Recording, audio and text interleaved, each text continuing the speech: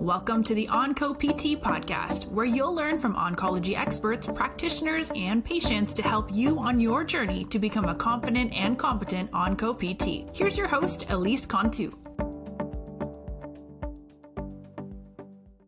Hey Onco PT, and welcome back to this episode of the Onco PT podcast. Now, y'all know I love CSM, and every year before CSM, we do these preview episodes. But nothing could have prepared me for the magic that actually happened at CSM this year when I wandered into a session that was, dare I say, my favorite one of the entire conference.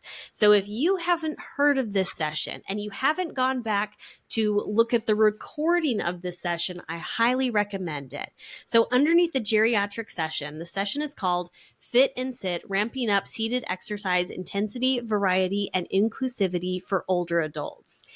And this session, y'all, might be my all-time favorite CSM session ever, not just of 2025, but of ever at CSM, because of how impactful and immediately actionable this session was. As I was sitting in the audience, the pearls of wisdom that were coming out of these speakers' mouths instantly translated into my brain of how can I do this in my own practice Monday morning with oncology patients.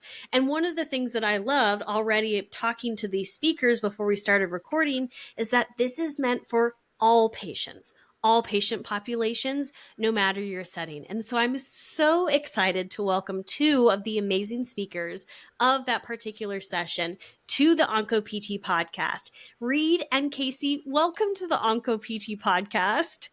Thank you. We're happy to be Glad here. to be here. So Kaci, I'll start with you. Would you mind introducing yourself to my listeners? Absolutely. So my name's Kaci Handlery. I'm a physical therapist in Fort Smith, Arkansas, and I teach at the Arkansas Colleges of Health Education, and am the co-founder of Shift Arkansas, or Shift AR for short, which I think we'll share a little bit more about later. And then I'm Reed Handlery. It's the exact same thing that she said, except my name is Reed, but everything else is the same. Okay, so I have to ask, first of all, what is Shift AR, and what populations does Shift AR serve currently? Yeah, so Shift AR, it's an acronym. It's stood for several things throughout the years, but currently it's support plus high intensity fitness training and recreation, or AR is also an abbreviation for Arkansas, so we kind of double dip in that. But it's a fitness and recreational based program for people impacted broadly by neurological disability. That includes primarily we serve people with spinal cord injury, Parkinson's, stroke, brain injury, and polio. But it's not specifically limited to those. And then a unique part, I think, is that we also incorporate care partners of individuals with those diagnoses. So basically, that's why we say anyone impacted by those neurological diagnoses. I'm obsessed with the and caregivers part, because I think, so my patient population is oncology, and I think there's so much overlap between the caregiver burden that occurs with each of the conditions that we're talking about today, and how much they also need this wellness, this health and wellness, especially this high intensity. So what inspired Shift AR? So I think a lot of this began with Reed's journey throughout his PhD education. And so we had a similar program when he was going through his PhD in South Carolina called the Next Gem. So kind of that next step after physical therapy is over. And then our folks with neurological diagnoses, kind of like, now what? So this was an inclusive exercise experience where folks post physical therapy could still be with the physical therapist, just in a different setting amongst other individuals and their care partners, to kind of had shared experiences, but also the safe and inclusive exercise environment. And when we were interviewing for a job in Fort Smith, Arkansas, we noticed, this is something we usually talk about in our presentations, that we Googled exercise classes for X population, and there was nothing here in a medically underserved region of Arkansas. So that's what kind of inspired us to bring this with us as we moved here. And it's kind of just hitting the ground running from there. And where in Arkansas are y'all exactly? We're located in Fort Smith, Arkansas, so in the River Valley region, so kind of on the border of Oklahoma. Okay. And that's just kind of south of like Fayetteville, Bentonville area. Okay. Okay. I'm Yes, it is. picturing it in my head right now. So how does Shift AR work? Like how are you working with this patient population to address those fitness and wellness goals? Yeah, so it began as a research study, so looking at a 6 month basically just fitness only program for people with impacted by spinal cord injury and then also Parkinson's. So it's essentially two separate research studies going at the same time. That's how it began, and then it shifted since Mm-hmm. then, and now it's actually integrated into our physical therapies curriculum, and we also have OT, School of Occupational Therapy, involved as well. So it's shifted from, while it still does research, involves research, it is now more of a community based and then academic based program. So I feel like, and I'm not sure if this is just in oncology or otherwise, research comes out and it's like, this is the gold standard. This is what we know to be best for a designated patient population. But then the translation, like into actual practice, lacks. Or maybe it's there for a while and it kind of fizzles out. How are y'all able to maintain like, this is what we've been doing, this is what we found to be so helpful, and keep that going basically in this community setting? It's a great question. And I think that's speaking a little bit for Reed, that's always been one of his goals is that we don't bring this research project into a community. And then once the project's over, we pull out and it's over. And our folks have lost this opportunity. And it also just reduces trust in the community because we've had to establish a lot of community partnerships Mm-hmm. and we never want to do that. So what we did to help make it sustainable is just what Reed discussed. We integrated it into the physical therapy curriculum. And as we've expanded this program to another region of Arkansas, we've done the same thing there. So met with the physical therapy instructors. For us, it's been those who teach neurological content. So here the students during their integrated clinical experiences, rather than being just in the pro bono clinic on campus, which is an amazing experience, now they have this opportunity to see almost like a wellness side of physical therapy and how to Mm-hmm. integrate that in the community. And they stay with us for a semester during their integrated clinical experience. So it gives them experience to see how to run the program, how to run a workout, how to provide inclusive exercise for individuals with a variety of impairments, but also their care partners too. So keeping it at that appropriate intensity for everyone. And then Reed does a good job of looking at foundational funding to keep the programs in check and to be able to keep this going. Reed, do you have anything to add on sustainability? Yes, we've been fortunate. We usually, so the research funding ran out within, I guess, a year at that 6 month mark. And then we've been pretty consistent about getting grants from other organizations. So Parkinson's Foundation, Craig H. Nielsen Foundation, which is spinal cord injury, Christopher and Dana Reeves Foundation, which is people impacted by paralysis. But there is money and funds and programs out there looking to support this kind of stuff. It's just Mm-hmm. finding it sometimes is the hard part. Yeah. We've been fortunate to both find and then receive. And then also our institution is a service-based institution. So Nice. they are basically paying us to actually implement the program. That's spectacular. So, as far as we've talked around it, in your presentation, you talked a lot about like, this is what a class looks like. For those who maybe haven't watched your presentation yet, haven't seen the replay, can you walk us through like, I come to Shift AR and I'm like, I'm ready to start. What does that look like? What does a class or like a session look like with y'all? That's a great question. And I'll start off with like the pre stuff. So, Yeah. because we do have safety, and I think that's always something important to consider. Mm-hmm. So, before folks join, we do have a medical clearance form that they go through me to get. And that just ensures that there's no underlying health conditions that we don't know about.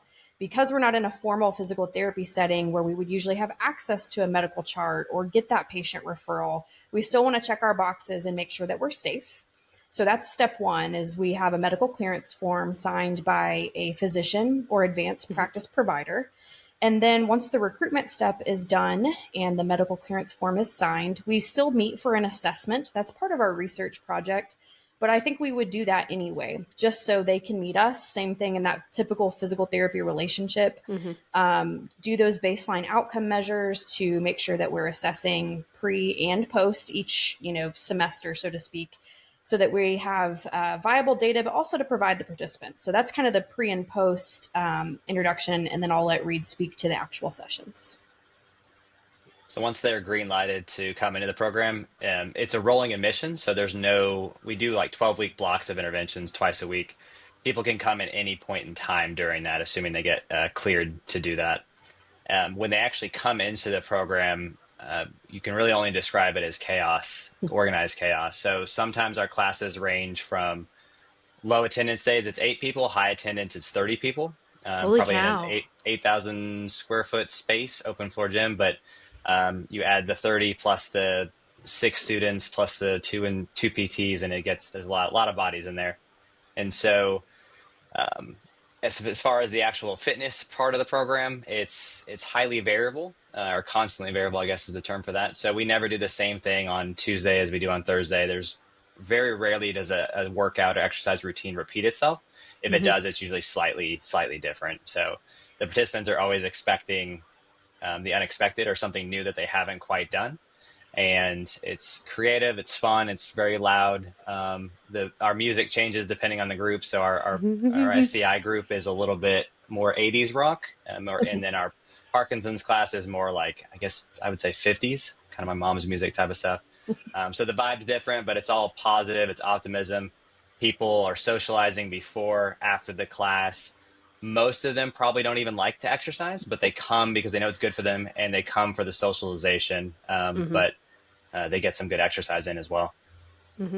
Okay, that was going to be my next question of some of these individuals may or may not have an exercise past. So how do you get the buy-in from the community members to say, this is something that I am interested in and I want to be a part of?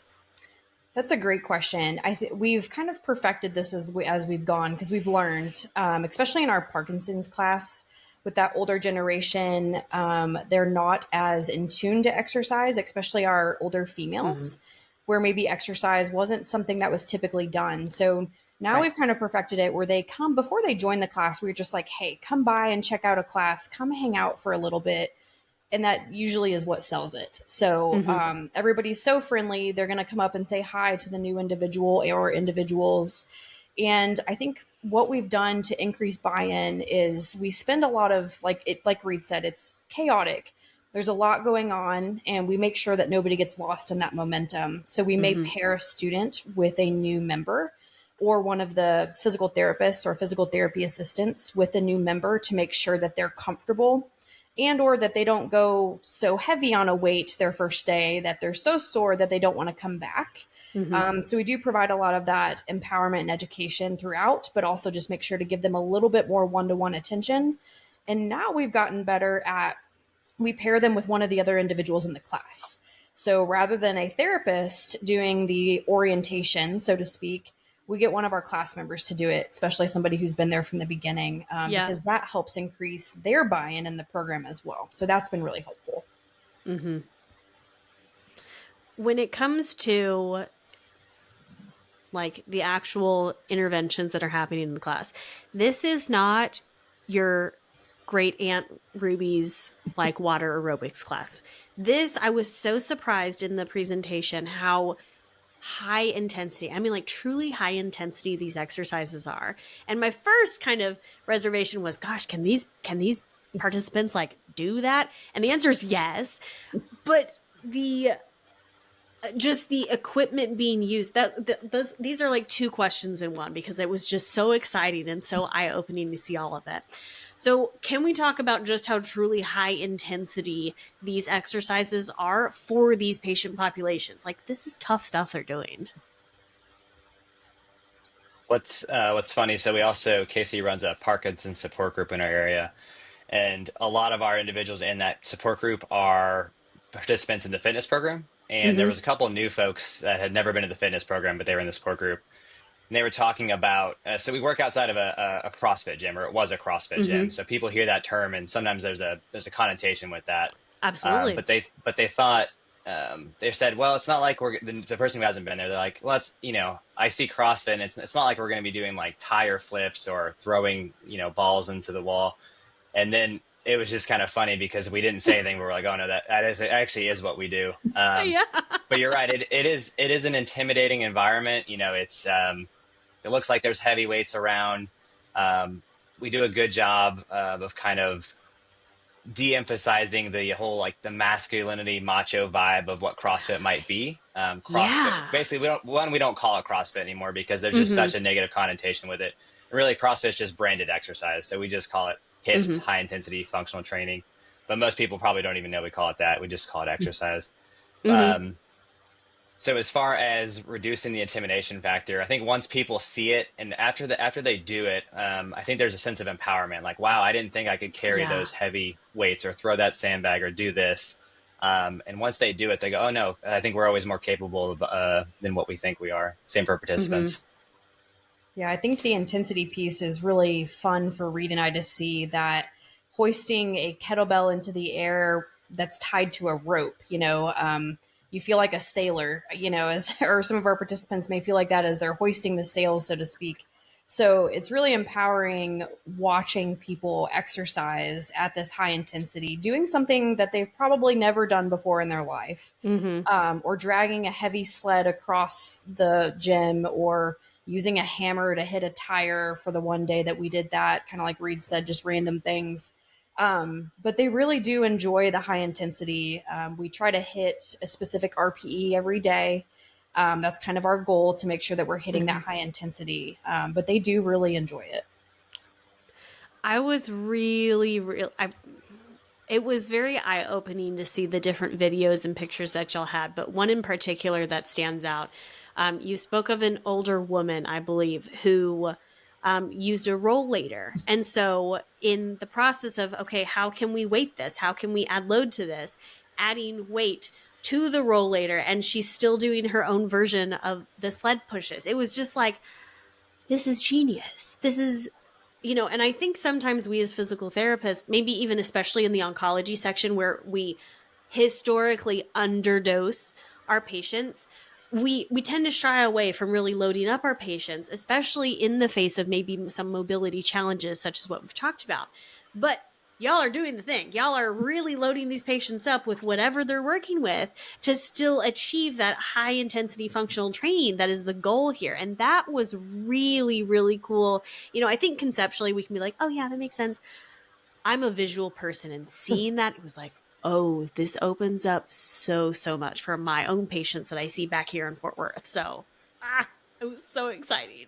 I'm glad you got to see those videos. The videos they help you, I think, apply it and be like, oh, I can do this.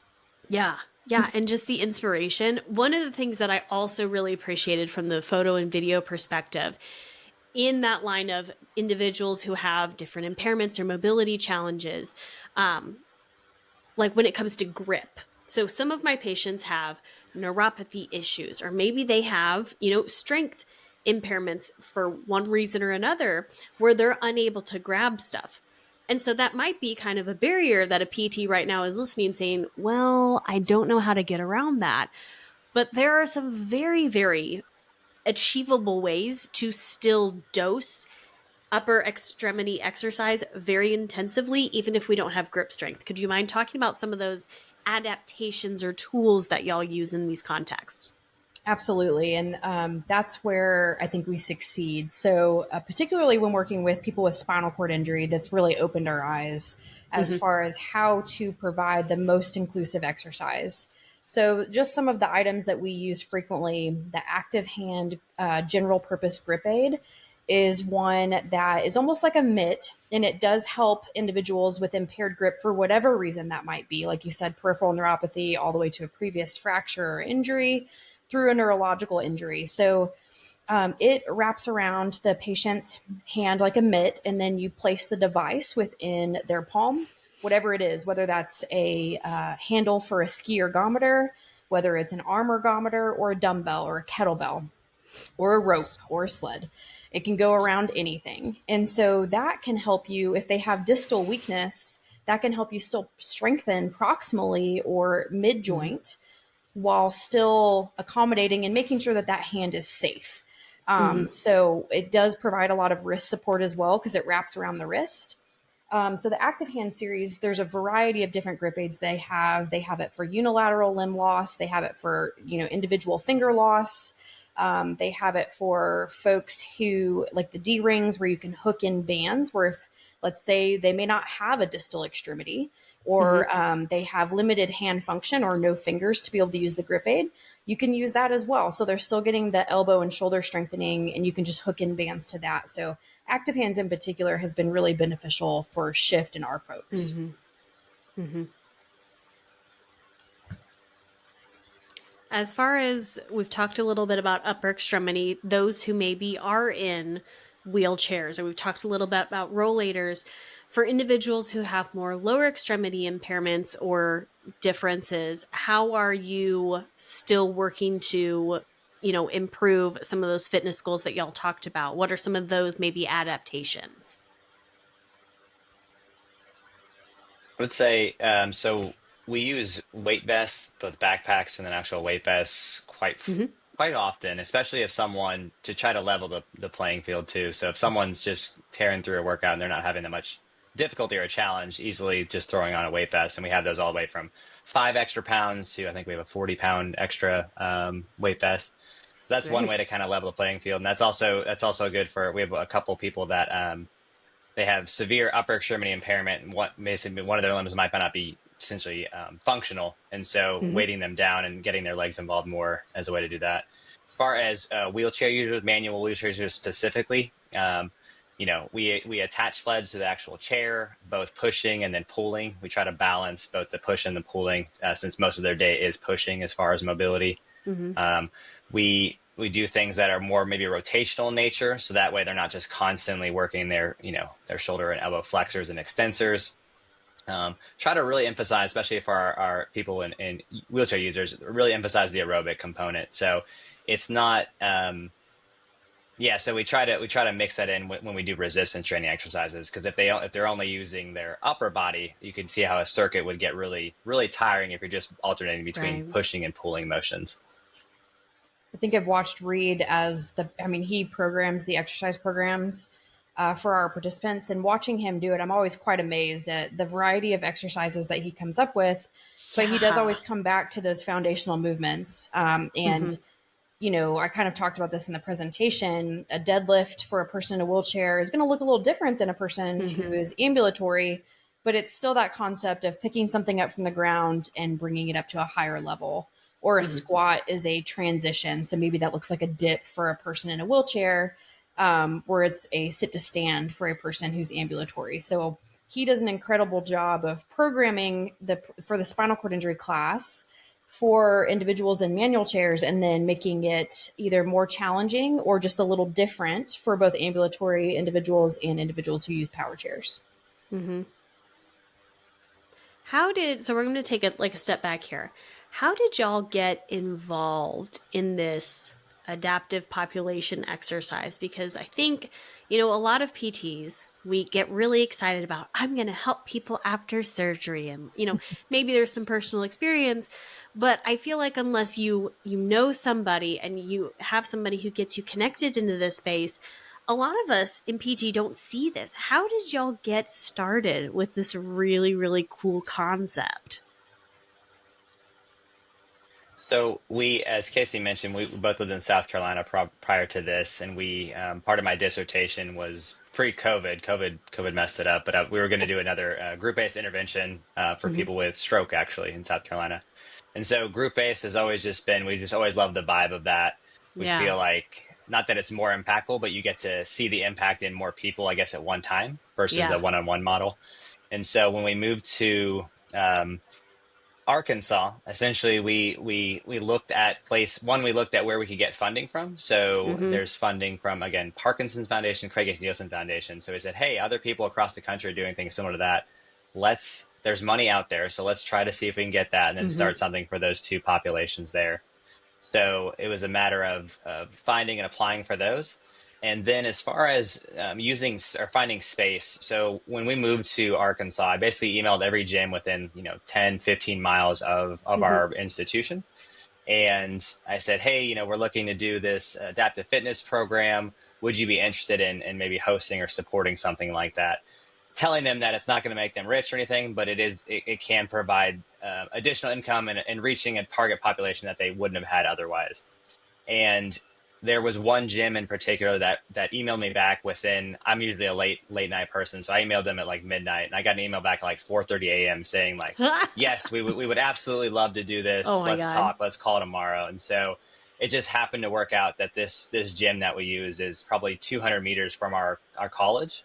And so it's been a match made in heaven, and knowing not everyone will find that, you just gotta reach out, because there are people Hmm. out there who are interested in hosting that type of stuff. Finding the That's space and the cool. people is the hardest part, and so that's kind of the initial beginning of it all. Wow. That is so neat. I used to way back in college.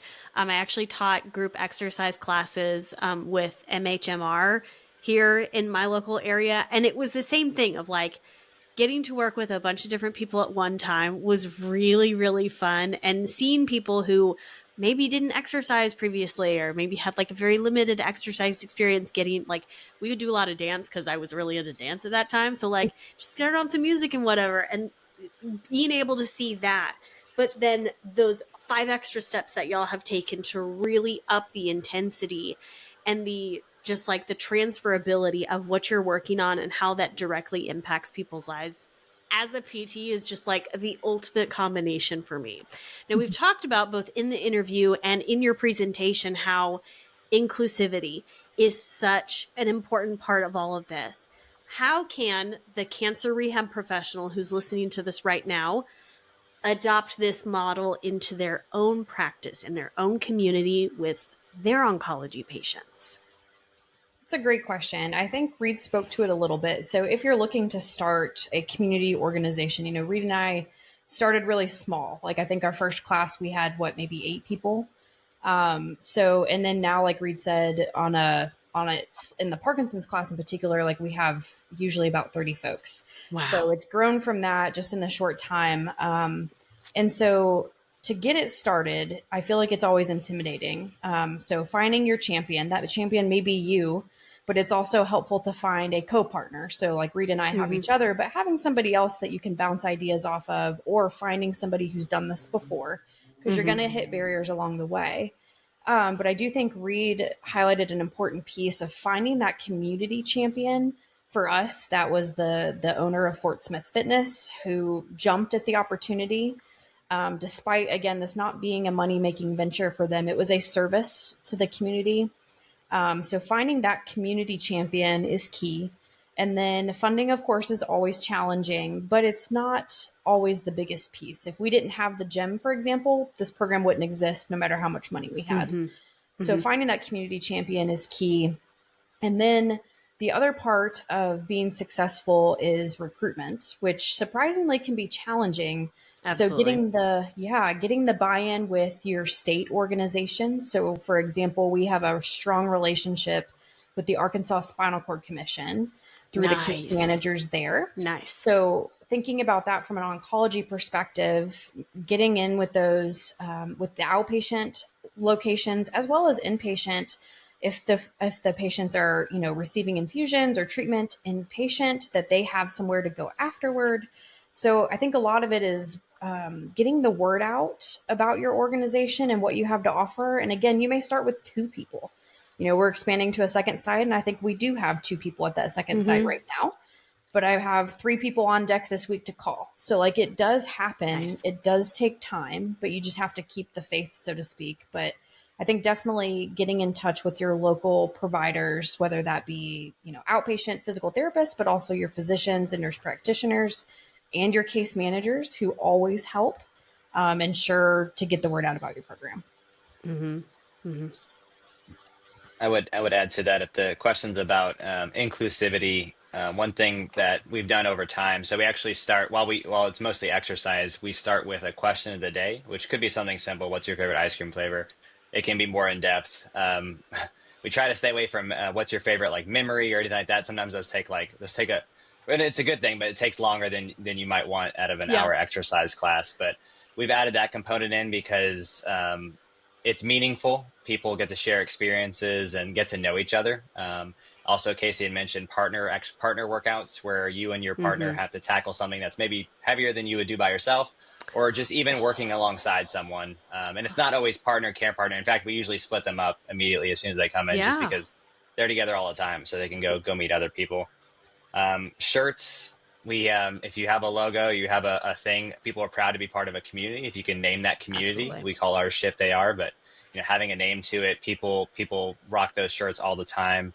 Kaci does a good job. If someone's out for a little bit, they get a card, they get a call. Hey, how's it going? Because people are always coming up to her asking, "Hey, where's so and so?" Yeah. And so I think building that community, it's hard to measure, but that's the reason people keep coming back. It's not the exercise. Well, that's maybe a small component of it. It's the sense of belonging and community that they feel when they show up Yeah. and do hard things together. I think that would be so great thinking about you applying this to the oncology population.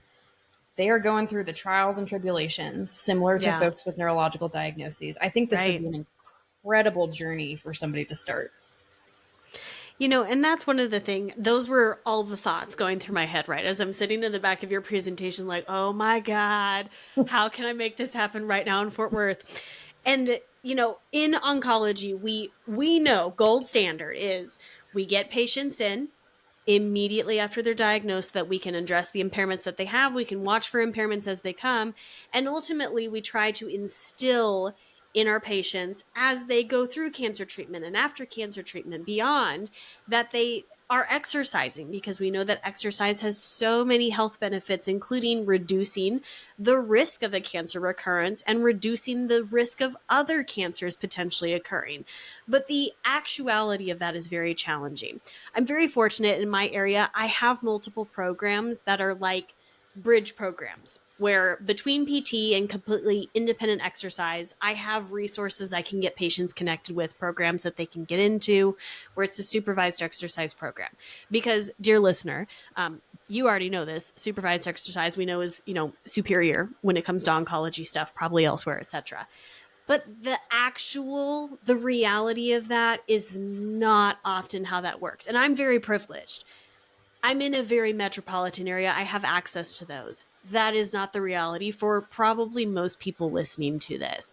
And so that's why when I was in y'all's session, I was like, oh my God, this is it. Like, this is what a great model to put into practice what we know to be so beneficial for our oncology patients that maybe we're having trouble doing so in our own community. So anyways, I could nerd out about how amazing your presentation was all day. It was so impactful, and it was a packed house too. Like, the amount of people at your session, I got in and I was like, oh, hot dang, like, I need to find a seat before I get kicked out for being over capacity.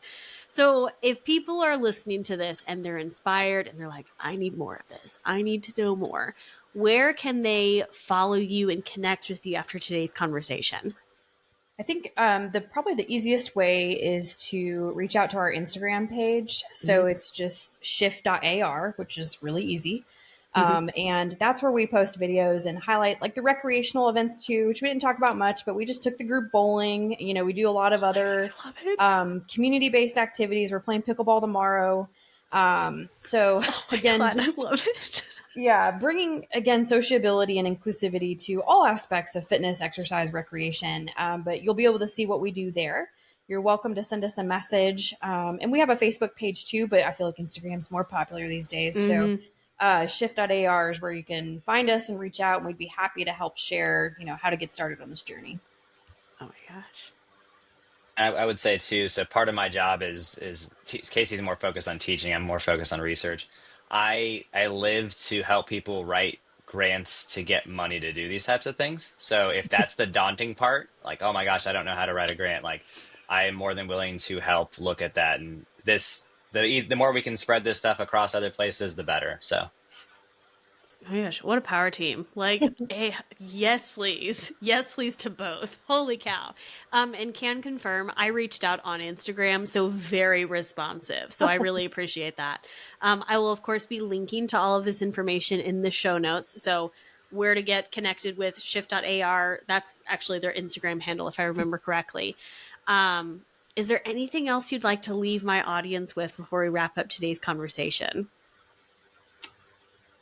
I think Reed and I, our message is always just that anybody can do it. It is intimidating, and it can be.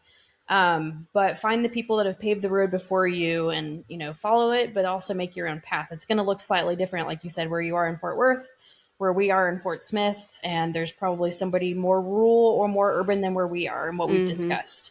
It's possible. It's definitely doable, and finding those people that can help you along the way. Yeah. Well, thank you both so much for coming on the podcast today. I could not wait to have you on to talk about this. And as I mentioned previously, their session is also available as a recording through CSM 2025. So if I find that, I will definitely be linking to that. Would highly encourage you, even if you go and just look at the handout that they made.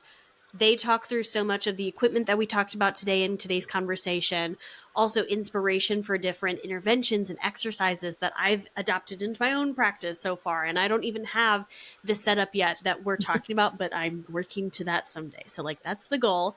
But even today, there are still things that you can be implementing with your own oncology patients, no matter where you're at, to really get towards that high intensity exercise we know to be so beneficial for so many reasons. So Kaci, Reed, thank you so much for coming on the podcast today. I really, really appreciate your time, and I really want to commend y'all for the work that you are doing. It is truly inspirational, and we are seeing the benefits in our communities for it. So thank you very much. Thank you for having us. Thank you. Thank you so much for listening to this episode of the Onco PT podcast. If you'd like to help support the podcast, please share it with others, leave a rating and review, or support us on Patreon.